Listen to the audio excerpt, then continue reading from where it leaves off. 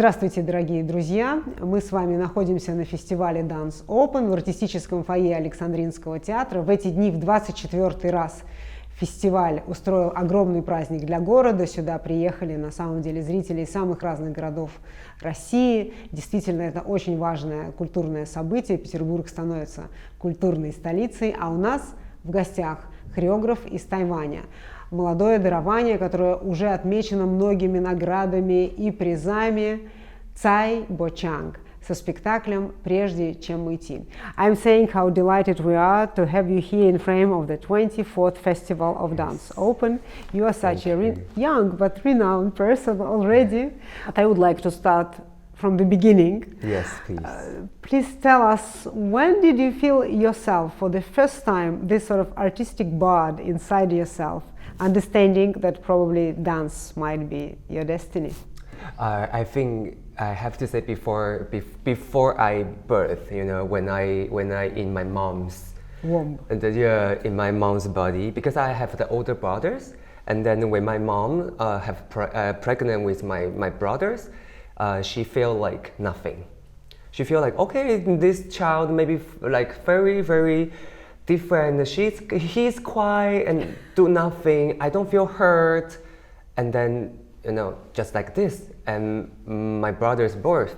And then when my mom have the pregnant with me, she say I always kind of like moving and punch her stomach, and so she can see my feet, my palm, also always Amazing. There is something, you know, and I trying to like rolling in her stomach. So, and during that time my mom said like I'm quite like feel she's also want to dance. So I think, you know, the dance, the cell, it's from the body, it's truly from my mom. So when I was a baby, a tiny baby in my mom's, you know, stomach, I already dance. So I think that's, you know, what I gonna do and it's who I gonna be, you know. And it's amazing that your parents and your mom gave you a chance to try different kind of things, that's right? True. That's true. It's a lot because, you know, when I was a kid, and then during that time, I think when a boy you want to take the dance class, it's a bit like, ooh, the people will say like, why a man or a boy you shouldn't dance because rather sport or something. Yeah, more. You should go to the basketball, or you go to sport. Mm-hmm. But I never have the interesting. I never have kind of like that. Yeah, because my mom sent me to learn a lot of things. I learned like music, pianos, writing, painting. But you know, it's so fun because when I was pen like this, but my legs like this. And then when I was a piano like this, I play the piano, but my body is like that, you know. So I cannot do something, you know, sitting there or just like you have to tell me like, don't move. My mom always said like, don't move. So piano is only play with your fingers, not your body. So she tried lots of times. After that, she thinks like, okay, maybe we should find something with the body language for these kids. So one day I just, you know, in my house, and I always use the stickers and to put something, you know, to make my props.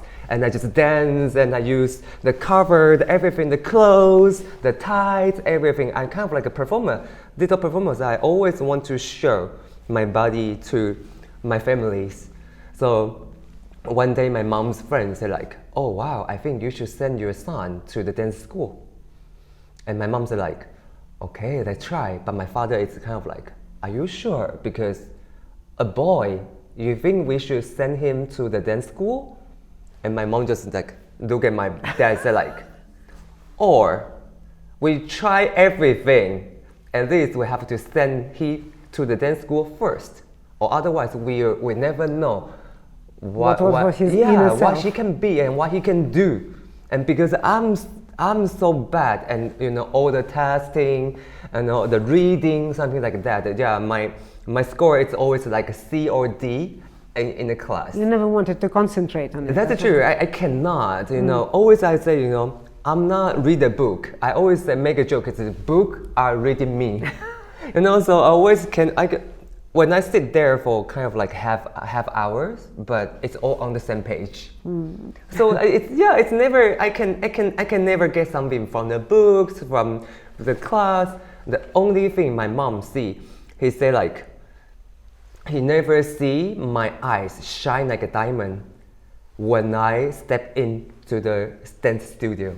I was wondering, in your youth time, what kind of dance atmosphere was in your country? Like how they choose the school? What was the school? What kind of dance was Yeah, and we have basically we have a very good like education system for the professional dancer. But when you was a kid, you only can go to the studio outside, kind of like a grammar school in outside. So we do lots of like Chinese folk dance, and with lots of like props and with something funny thing. And I start from the Chinese folk dance, Chinese kung fu, and there is jazz, hip hop, kind of like something. It's called dance, but not professional. But my mom say like, I see this is my first time, I see his eyes shine like a diamond when he are learning dance in the studio. And this is something she never seen before, because when I play the piano, I was like this,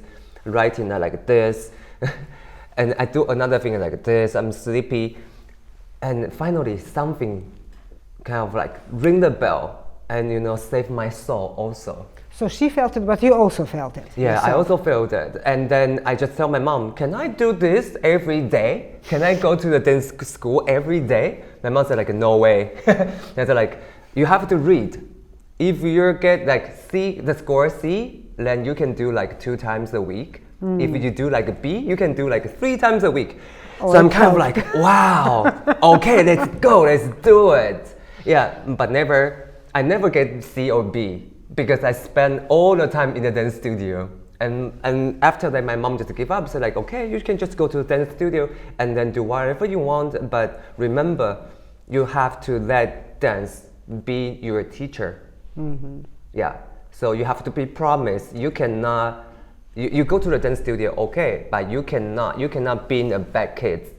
If I agree, you going to learn art. Right. You have to make your own discipline to make sure you're gonna be in a professional, or otherwise.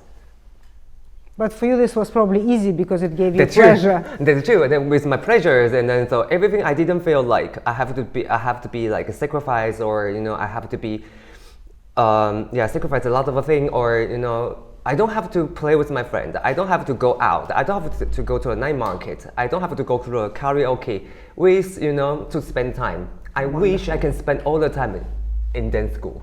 That's it. So I think, this is really from my mom, and I think this is a gift.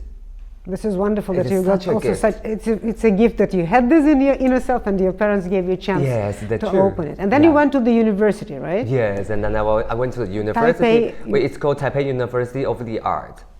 But before university, I have to say the junior high is most.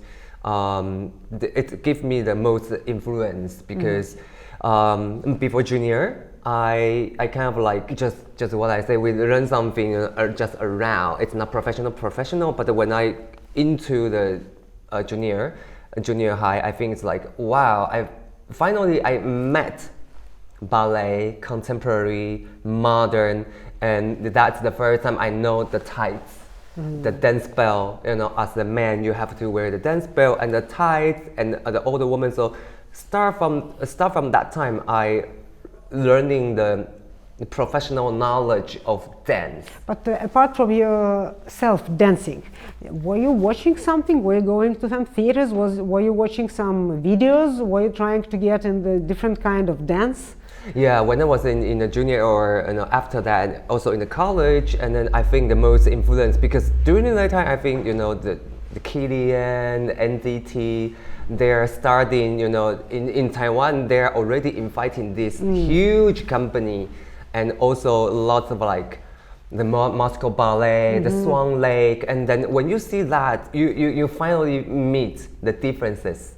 Because before I doing the ballet, I doing the jazz, I'm doing folk dance, but suddenly you see something like really, really elegant and really, really need time. And artistically, it's like so different level. During that time, I think it's like, wow, but what's the difference between me right now and the professional dance art field? So they may start thinking, because I see, you know, the dancer from NDT, the dancer from Moscow Ballet,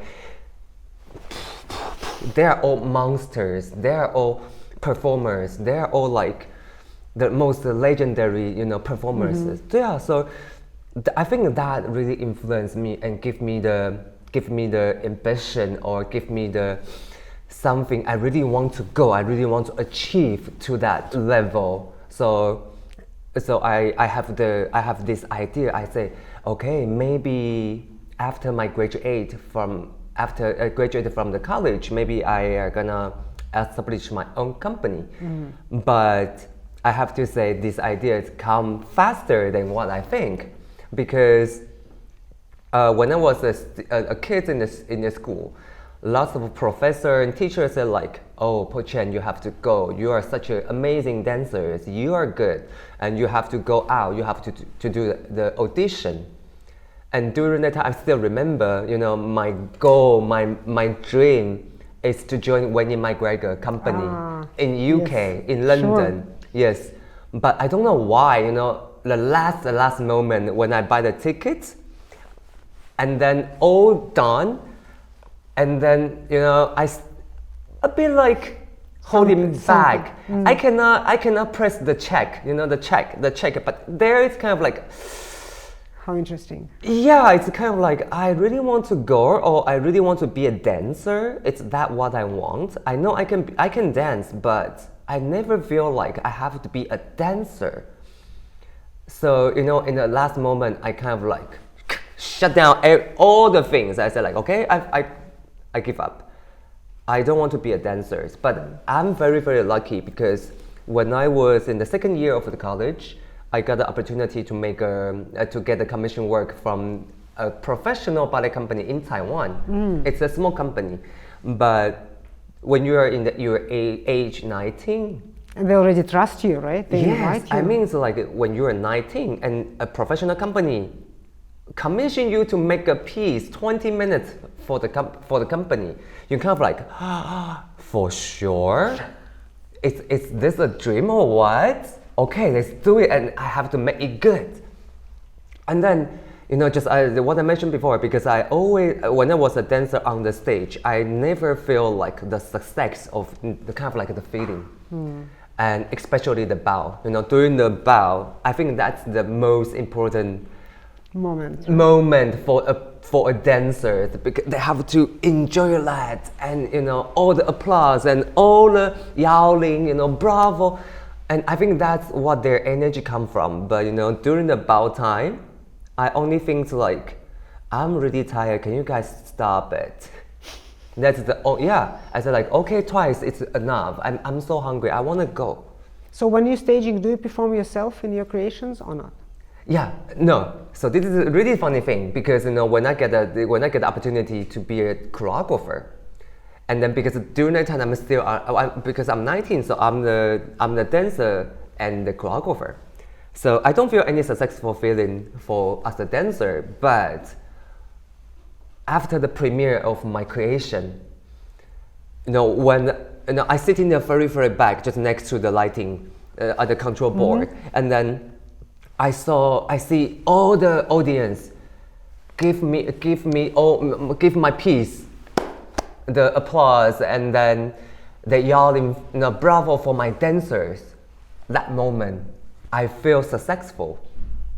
I feel something, you know, I always waiting for something, the feeling I always waiting for to make me feel like, yes, that is something I do good. So I accept. I enjoy it, and I really happy, and I'm so excited that, you know, all the audience will crazy about your work. When they commissioned this work to you, Yes. was some subject there, or you were absolutely free to choose whatever you want? Yes. Yes? Yes, totally free. Only one text. It's you have to be on point. Ah. Yeah. So this 20 minutes piece was on point. Was 1 point. Wow. And then after that, yeah, so I made a contemporary ballet for them, and then after that moment, I decided to quit as a dancer.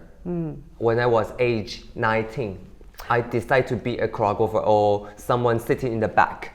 What did you choose for this piece? As a music, as a topic? It's a 4 season.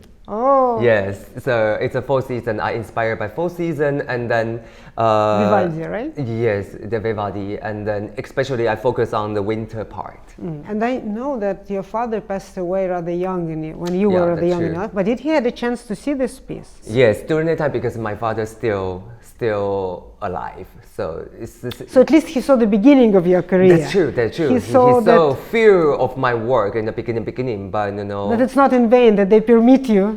That's true because you know after that, so after he passed away, I kind of like make a piece called Floating Flower.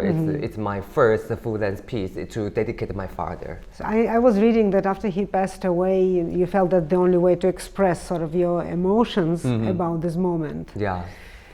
But maybe can you explain a bit more precise how this idea came to you? What does it mean, floating flower, and actually how do you feel about human beings on this earth? Yeah, I think because you know, yeah, this is something really fun because we are always, when you're a human being, and then there's a lot of things that you have to do in your life.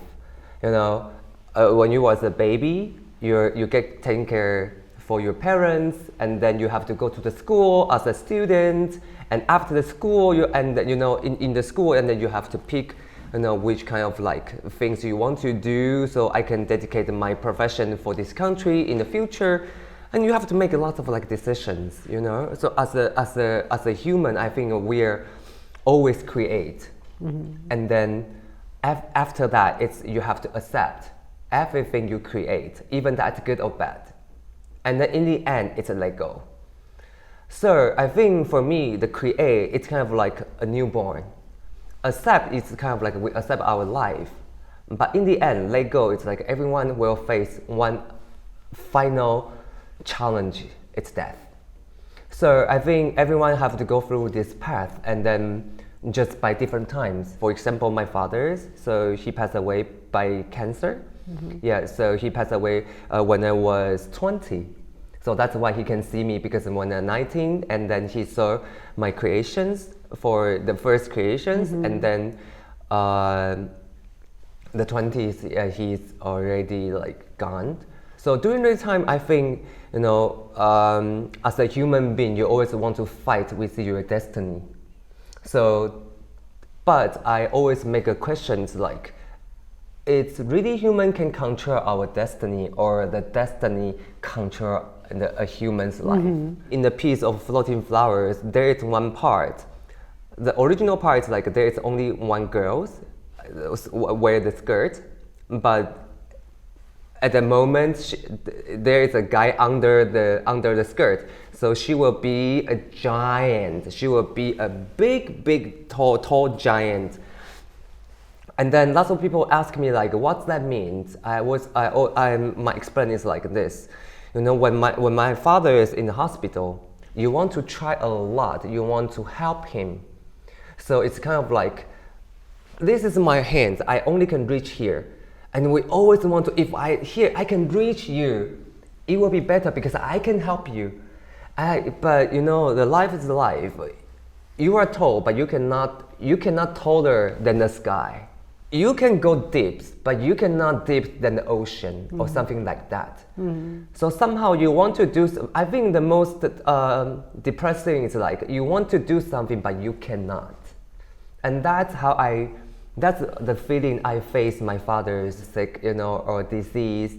And during that time, I think that's something like you always want to do something, but finally you find out it's not your ability can help or can fix the only so that's I think that's why the Asian people like to pray.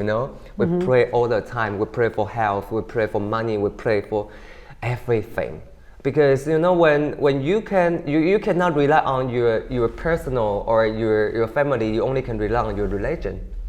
When you were inventing floating flower, yes. How does it come? You have first the story in your mind, you have first characters, you have some visual images, you have some movements, you pray. Yes. How it starts? What do you do? How the creation goes? During the period of my father's my father's sick, I need to go somewhere. And the day I said I need to go somewhere and to be just only me and to concentrate by myself. Right.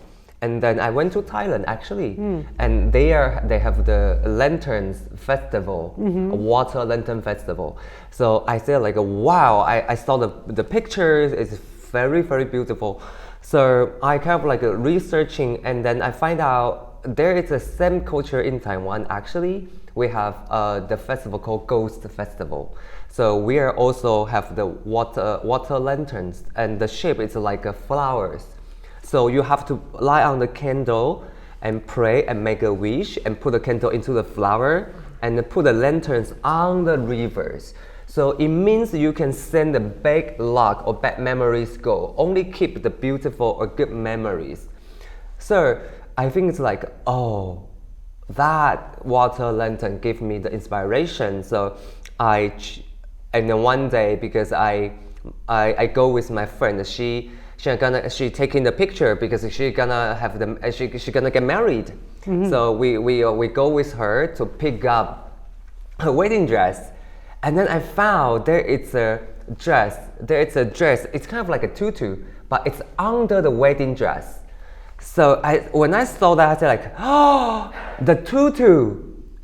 It's water lantern. It's floating flowers. So actually, so something's kind of bling. So actually, the floating flower is the inspiration. So we start from the water lanterns, and then I saw the skirt.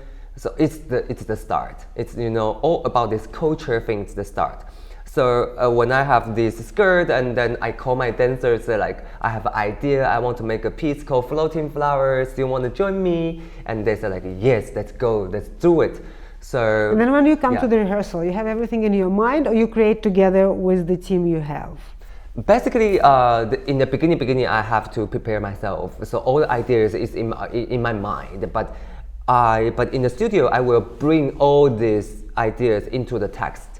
So I give them lots of text. For example, the movement in this piece, it's water. It's very flowing.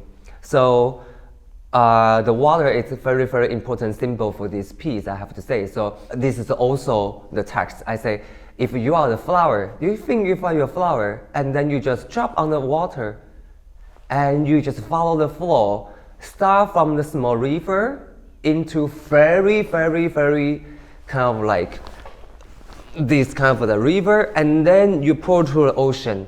What you gonna do? How you gonna show? How can you show me the body? How you can transform your body from the body into the flower? So we have we always we do lots of this five, and there is a very, very important gesture like this.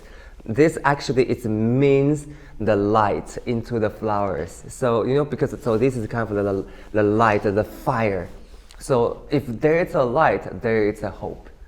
So this kind of also the image for floating flowers. And I think this is such a very, very good idea for myself, because I think my father, he didn't see the premiere, but I think he definitely received it. He definitely received this energy or power. Sure. And then, he lead B.DANCE. He lead me to all around the world. And then we're presenting almost 100 show of floating flowers. Because I think all around the world now. Yes, all over the world right now. So I think that's, my father's, he lead us. So he's still leading us, as he's still leading this piece into the country unknown. When you have gestures like this, do you have to explain it to audience in some printed text, or you think people will understand it from the stage? I think they quite understand it from the from there, and then because I'm such a very physical choreographer, so I really rely on the body movement to tell the story or emotions. So I always trying to use the most easy way for the audience to catch. Yeah. Sure, you have some inspiration, definitely, and you have some excitement when you invent something, but on the other hand, it's like a craft. Yeah. There is some part of craft Yes. in what you're doing. Yes. Like there should be some rhythm there, here it should be some duet, here it should be like 7 Yes. people, Yes. here it should be fast, here it should Yeah. be slower. So, yeah. How you work with this, how you balance it, and how it goes in your mind and in your work, the craftsmanship and inspiration. Yeah, I think all these kind of like constructive things, it's very, for me personally, it's the music give me the most constructions for me, because just what I mentioned before, I have to say this, before I create a new creation, the first thing is the ideas. So for example, my next creation will call Flowing and will be premiere in November. It's inspired by a koi fish. And koi fish, it means good luck in Asian culture. Right. So yeah. So I kind of like, okay, so I find this inspiration, it's koi fish. Then I will transform into the costume, or I have to make sure they have the images. And after that, I will write lots of like text, words to describe what I gonna do. And after that, I will start to search the music. That is the most hardest part for me, because I used to, like for this creation, I already collect like 250 songs. It takes like 24 hours in my phone, and then just I mentioned, the premiere will be in November, and the creation period will be August.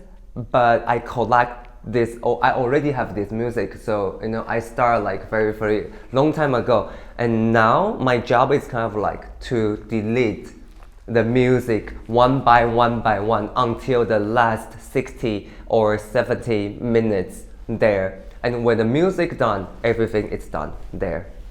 And then to make this music as a flow together, you need some collaborator, right? Some musician works with you. Sometimes I invite the composer. Sometimes I just use the normal music. And then so I mean, as a artist or as a creator, you have to. For me, the music is kind of like a storytelling. So the most funny thing is like if I make all my list, and then I can play the music and I can tell you, okay, let's go together, light up. And we'll say, okay, one man running here and run, a second one go, and this part do it, and here other one go, 5. They're what are they gonna do? All the construction, I don't know. I think just this is the talent from my mom, Right. Yeah, so when I hear the music, You understand how this picture, the movements yes, and of everybody. There is a 3D stage in my mind, in my brain. So already kind of like that, kind of like a science movie, everything. Then you just have to explain the most precise Yeah. all your collaborators, to the like dancers. light design and dancers. Yeah, and so I kind of like I costumes told the dancers we have to make a trio, we have to make a duet here, and then we hear the music. You are here, da da da. I just have to put everything together, and then done. Yeah, so I was like, I mean, being a choreographer is kind of like really hard because you have to prepare yourself very, very long time. But I know each tip and the choreographer they're quite different. How can you measure that through August you will be ready to make the piece? I will force myself because this is a challenge, and also because my company is not a full-time job company. Our company is by project. So every dancer they have their own jobs as a dance teachers or something like that.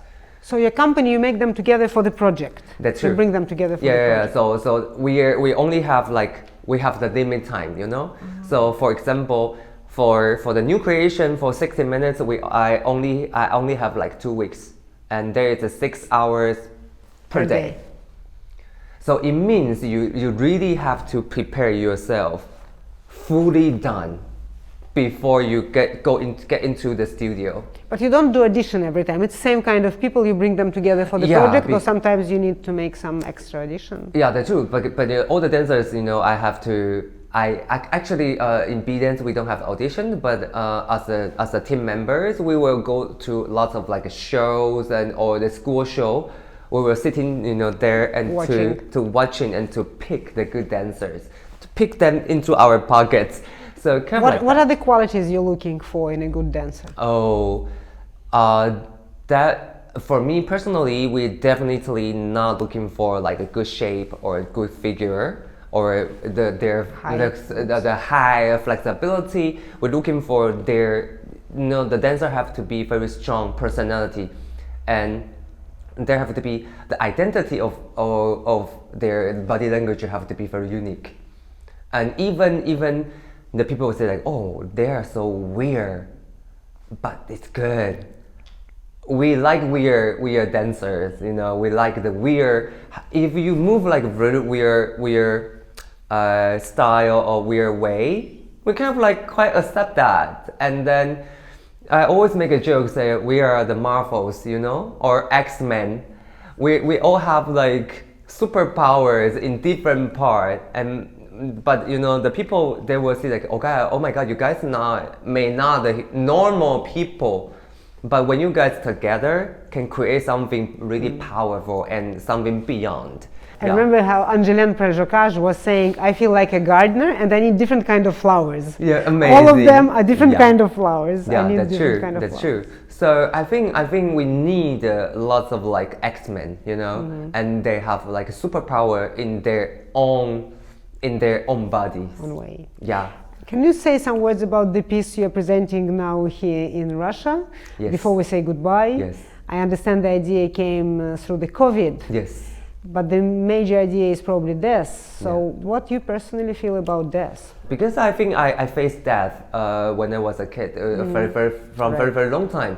And when I was a kid, my grandfather, grandmother, they also passed away when I was 8 or 10. But during that time, I feel nothing because you still too small. Yeah, you're too small to take it. But after my father passed away, I think that's my first time to feel like there's a hole in my heart. There's a vacuum. Then there's something you cannot describe it. You cannot tell, but just something lost there. It's weird. It's very weird. And then you're trying to use your happiness, or you're trying to use the alcohol. You're trying to use lots of like a thing to fill up the hole, but it never succeeds. So I think, and that's why I want to use the power of art to make a piece to dedicate to my fathers and to the society, and also for myself, because I feel something. I feel healed. I feel my heart it's healing by the piece.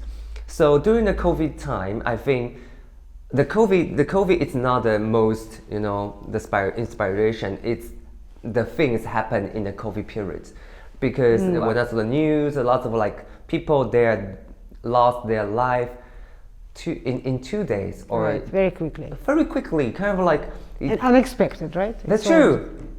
Just for example, we have to say, okay, let's go dinner tonight, and then we have the very good dinner, but next day, and at 8 in the morning, I say like, hey, she's gone. So like, what? And then everything comes so fast. And then after that, I saw lots of like things on internet. They always say like, oh, it's really regret. My father passed away, and we are full of the regret because we cannot say goodbye. Because it's so fast, and everything. It's under control, so you cannot go into, easy to go there or go somewhere. And then regrets, it becomes the biggest topic after death. But how? I mean, let me think. Why people will feel regret after the people who around, or I mean, if you love each other very much, or you talk to each other every day, or you do what you want before your death, maybe you won't feel regret. Such big regret. Such a bigger that. So I think regret is the most inspiration for me and for myself. So I'm kind of like, okay, so after my father dies, I trying to do lots of things to avoid maybe I will be regret.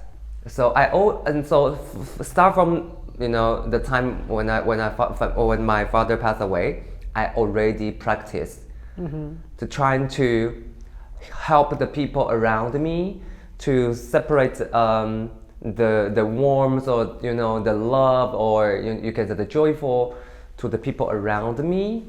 And I start to go somewhere I want to go. It's always on my list, but I never make it true. So I start to travel a lot.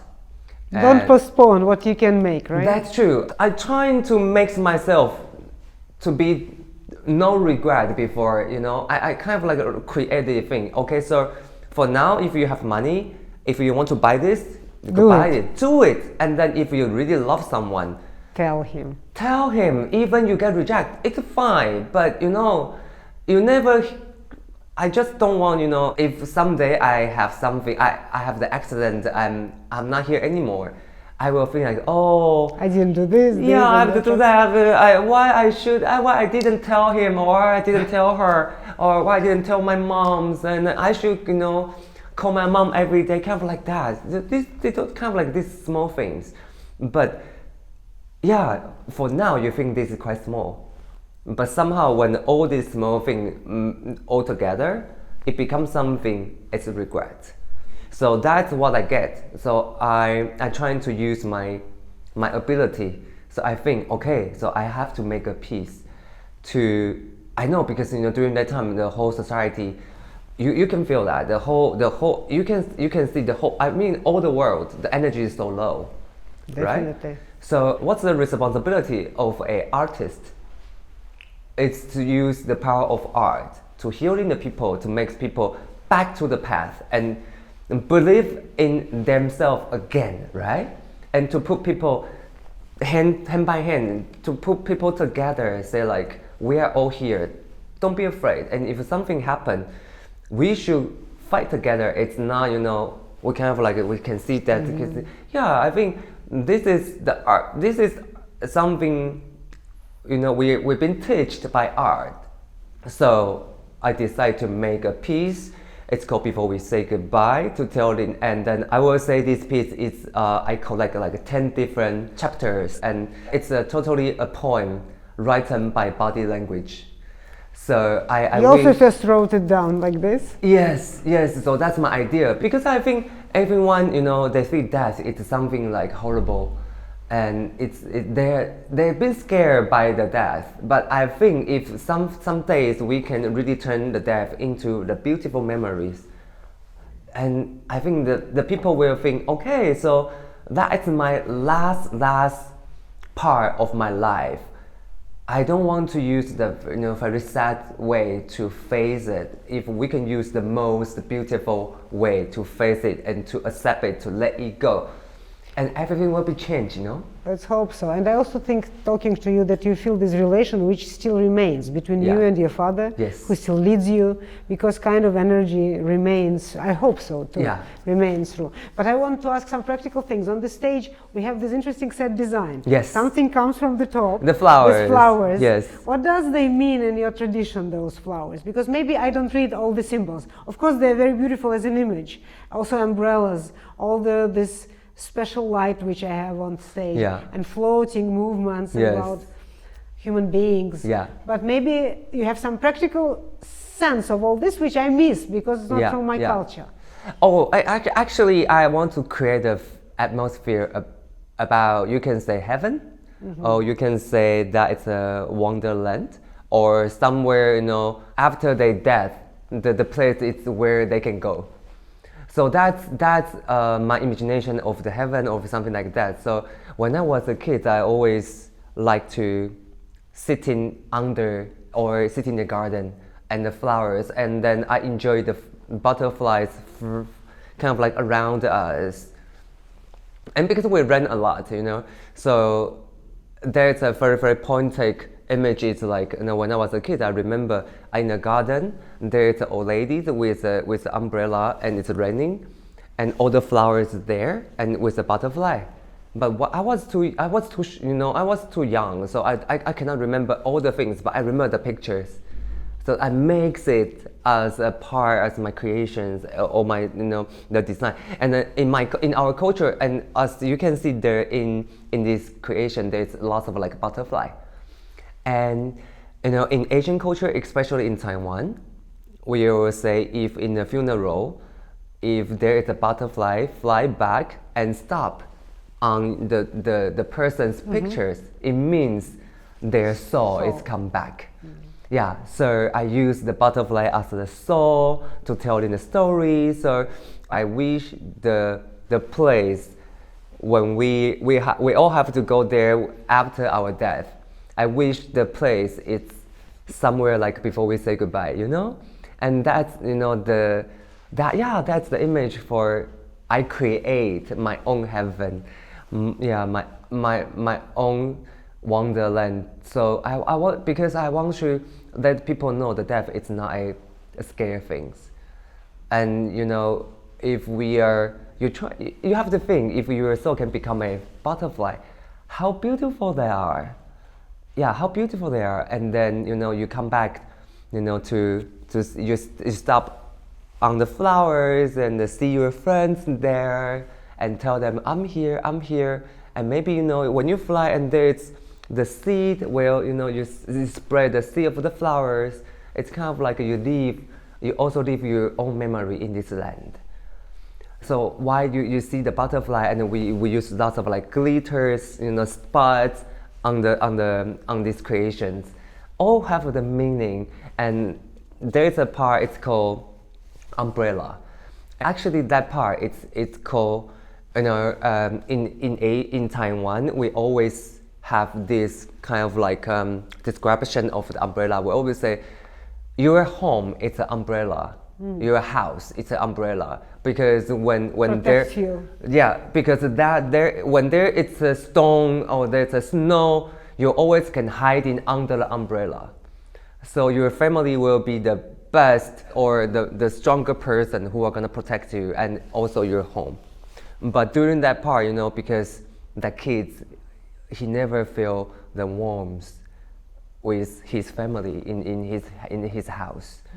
So he tell me like, I really want to present one part, kind of like I really want there's the warmth, there's something from the family, because I never feel a complete family during his childhood. So I make the part with the umbrella for him. It's called it's just called umbrella, but also I think it's can heal. I also wish that the part can heal his soul. Yeah. You are now in your 30s. Yes. Do you think you are changing? Do you feel how you are changing through the life? Well, it's always, I think life changes, day by day. And then just like what we and the only thing we can do is just like accept it, and then you follow the time. And then sometimes you want to achieve, you want to do something beyond time, but it's not gonna happen, because only time can tell you the answers about your life, what you are waiting for, what you are looking for, what you're really excited for, and what you are regret for. It's only you have to wait until the end, and the time will tell you. So I think the time it's also the biggest teachers, or the biggest discipline we have to follow, or we cannot really fight with the time. But you get destroyed by time. But you also grow in time. So everything starts from there. I think that's the beginning of the universe, That's the reception. That's the reception of this world. I know you said that you don't take money or fame as something, or glory as something important into this life. Yeah. So what is important for you personally, and would you like one day to have your own company on the permanent basis? For me, fame is very outside. It's a figure, you know. It's something like help you to standing in this for the social status. That's it. But after that, your fame. After you, I mean, when you go home with your family, it's nothing happen with you. How famous are you? You're only you just one kid in your family. That's it.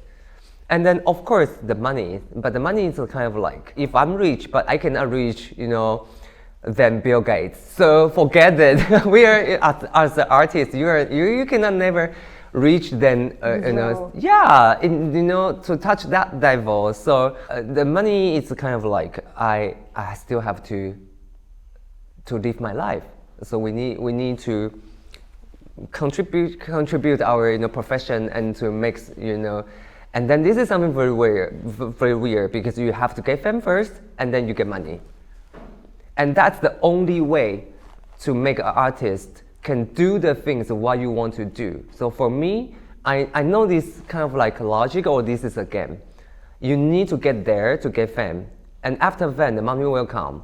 When money comes and then you can do something you really want to do, is to influence your own society or what you want to influence. Like last year, it's our 10 years anniversary actually. So this year we are face our 11th. So during this 11th period, lots of dancers, they tell me one thing. It's, oh, Bocэн, if you didn't see me, if you didn't invite me into the B.DANCE, I won't dance anymore. Only this phrase. I think only this phrase. It's more important for me than the fame, than the money, because you know what's the responsibility or what's the thing you are doing right now. You give the space, you give the opportunity to the dancers who want to give up before. So I would like to thank you for this conversation, thank you for the mission, which I feel you really fulfilling through your art. Yeah. I hope St. Petersburg and Dance Open Festival will give you some inspiration. That will I be hope true. so much. And also I hope that numbers of people will come to your performance, will heal their hearts, and maybe some small kids will come, will see it, and will recognize their future destiny. That will be truly wonderful. And thank you. Thank you very much for being so sincere. No, thank you very much too.